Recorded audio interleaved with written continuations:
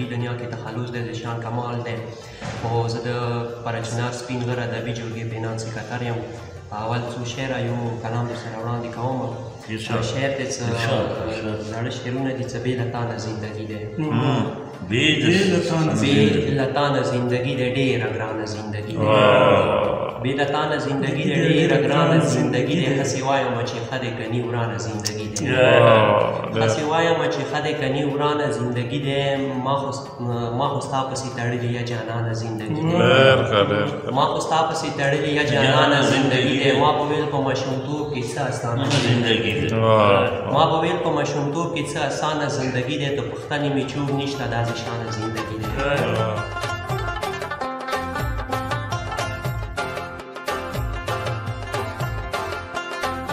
زه تبسم عماني د سپین غر ادبي جرګې مشر سکرټر دا یو غزل تاسو په خدمت کې وړاندې کوم.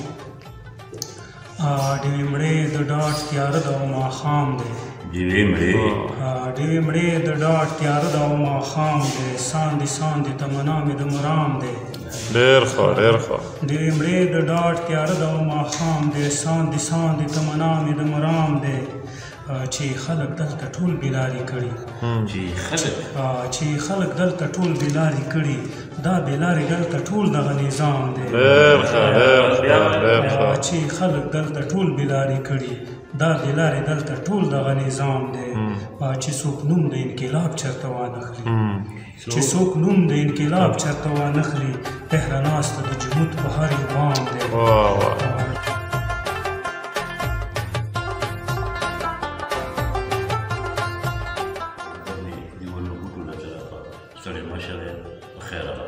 زه د کورنۍ د ضلع د عوامي نېشنل پارټۍ صدر هم پاتې شوی او اوس صوبایي کونسل غړی هم یم، ورکینګ کمیټۍ غړی هم یم. نو موږ چې څو پورې ځني تعلق دی هغه خو موږ ډېر کوشش کړی دی، ډېر یې وکړو. خو دلته داسې خپت شته دي چې هغه که هر څه ممبرشپ وکړي دغه خلک، خو چې بیا د ملایو غږ واوري، د پیرو غږ واوري، هغه بیا ماغه مرتاجین وي، ماغه رجعت پسند وي، ماغه قدامت پسند وي، دوباره هم خپل صاحب کې ودرېږي. ګرچې چې هغه به پارټۍ نه نېشنل پارټۍ نه کارډ اخیستی، ځان به د نېشنل پارټۍ د لوی باچا خان د عدم تشدد پیروکار بولي، خو چې داسې وانیمه خبره راشي، امتحان وخت راشي، نو دا خلک بیا ما خپل رجعت پسندۍ ته ځي، او څوک ملا پسې روان وي، څوک پیر پسې روان وي، او د قومیت هېڅ قسم ته د هغه څنګه موږ غواړو هغه شی جذبه او احساس نشته.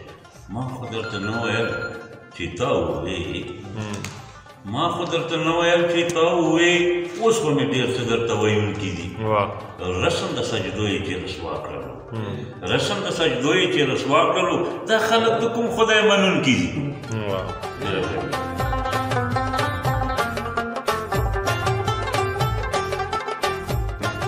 ډېر محترم مشر نوشي صاحب او د دې تنظیم عهدهداران ملګري ټول ناست دي. د څه ملګرو انتظار دی دا دی چې تر ورسي دلته کې نوشي صاحب د موبایل د سیګنل هم ستونزې نو رابطې هم ډېر په ګرانه کېږي. نو بهرحال ډېر زیات خوشحاله یم.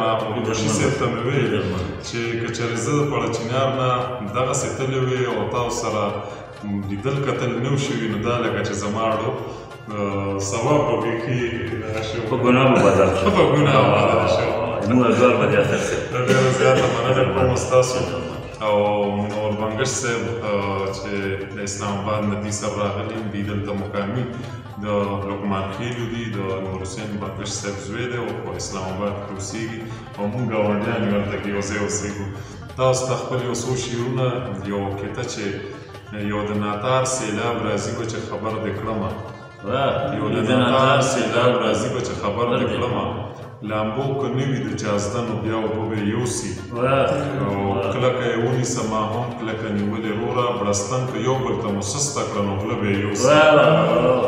او بل یو څو شعرونه چې جغرافیه او تاریخ وګوره داغدار نه یم، ستا په نسخه خبر چې ولې وفادار نه یم، ټوپک مې جوړه مجبوري د قلم څنګه ونیسم، ټوپک مې جوړه مجبوري د قلم څنګه ونیسم، ځکه تر اوسه هوښیارانو کې لا شمار نه یم، او در په دې کې ژوندون مې زیری د سحر راکوي، در په دکې ژوندون مې زیری د سحر راکوي لا ناامیده د خوبه د انتظار